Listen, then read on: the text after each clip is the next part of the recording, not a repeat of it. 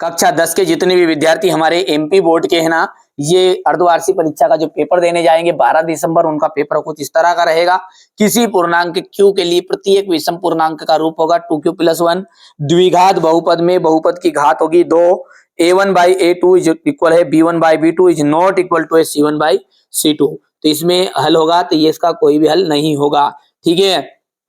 पर ये ऐसी स्थिति रहती है तो आदित्य हल, और जब तीनों चीजें इक्वल रहेगी तो अनंत अनेक हल होगा। बिंदु 1,0,6 b 0,-2 के बीच की दूरी है 8। यदि एक बिंदु P से O केंद्र वाले किसी वृत्त पर PA × PB, PA और PB क्या है, स्पर्श रेखा है, तो 80 डिग्री के कोण पर मुड़ी है, तो 50 डिग्री इसका आंसर रहेगा। समय कम है, नहीं तो वरना मैं आपको डिटेल ही बताता, बिल्कुल एक एक चीजें बेसिक, आप भी समझदार है। 20-25 मिनट का फिर वीडियो बनता लंबा, तो इतना आपके पास समय नहीं है, भर लीजिए।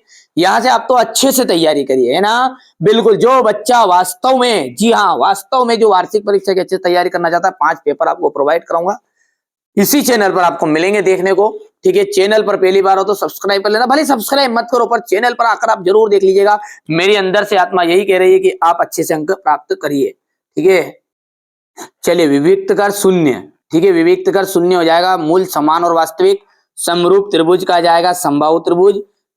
100,0 बिंदु की भुज, ठीक है, 100 आ जाएगी। साइन 30 डिग्री का जो मान है वो कोस 60 डिग्री आ जाएगा, और मतलब इन साइन कोस 30 का और 60 डिग्री का दोनों का एक ही होता है ना। और सेक थीटा, ठीक, सेक थीटा का आ जाएगा आपका, सेक थीटा का आ जाएगा आपका 1/cos थीटा, और 1 + tan स्क्वायर थीटा का जाएगा आपका सेक स्क्वायर थीटा। यहां से आप बढ़िया से ध्यान से देखिएगा, समीकरण ax² + bx + c = 0 में यहाँ पर b² - 4ac क्या है, विविक्त कर है। ये आपका समांतर श्रेणी नहीं है। वहां रेखा क्या कहलाती है, जो हमारी आंख से सीधे भूमि के समांतर जाती है, क्षैतिज रेखा। एक वृत्त की कितनी समांतर स्पर्श रेखाएं हो सकती है, 2, ठीक है। यहाँ से 6a² आ जाएगा, सभी वृत्त होते हैं समरूप, ठीक है। यहाँ से देखिए, प्रत्येक प्राकृत संख्या पूर्ण संख्या होती है, सत्य है। समांतर श्रेणी के पद सदैव बढ़ते क्रम में होते हैं, असत्य है।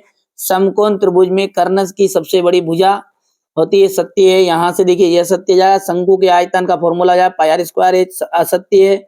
स्पर्श रेखा ही छेदक रेखा है, असत्य है, ठीक है। यहाँ से देख सकते हैं आप, क्वेश्चन नंबर ये 6 है। ये सिद्ध कीजिए कि 7 करनी 5 एक अपरिमेय संख्या है। जांच कीजिए कि क्या किसी प्राकृत संख्या n के लिए 6n की घातांक 0 पर समाप्त हो सकती है। द्विघात व्यंजक 4x² + 5 √ 2x - 3 ज्ञात कीजिएगा। यहां से देख सकते हैं आप, क्वेश्चन नंबर 9 हो गया। ये क्वेश्चन नंबर आपका 10 है। 11 बढ़िया से ध्यान से अच्छे से कवर कर लेना है ना। ये क्वेश्चन नंबर 12, 13 हो गया। 13 के बाद में ये आपका यहां से देख लीजिए, ये क्वेश्चन नंबर 14, 15 बढ़िया से कंप्लीट करिए। हमारा उद्देश्य यही है कि आप जीवन में अच्छे अंक प्राप्त करें, अच्छी तरक्की करें, ठीक है। आप तो अच्छी मेहनत करो, तो मेहनत बच्चों की रंग लाती है। ये ऐसे प्रश्न है जो अर्धवार्षिक परीक्षा में आपको देखने को मिलेंगे। साथ में मैं ना, अपन फाइनल को खेलने वाले खिलाड़ी है, सेमीफाइनल में इतना इंटरेस्ट नहीं है, यानी कि अर्धवार्षिक परीक्षा में इतना इंटरेस्ट मत रखिए। वार्षिक परीक्षा में बिल्कुल तोड़ मड़ोड़ करना है आपको। इसके लिए रियल पेपर नहीं मिलने वाले हैं, आपको IMP पेपर प्रोवाइड कराऊंगा 5 से 6 कर लेना मेरा भाई, बार बार बोल रहा हूँ। अगले साल जिस बच्चे ने मेरे से पढ़ा था ना 10th क्लास से, वो हर एक बच्चे की 90% से ऊपर बनी है।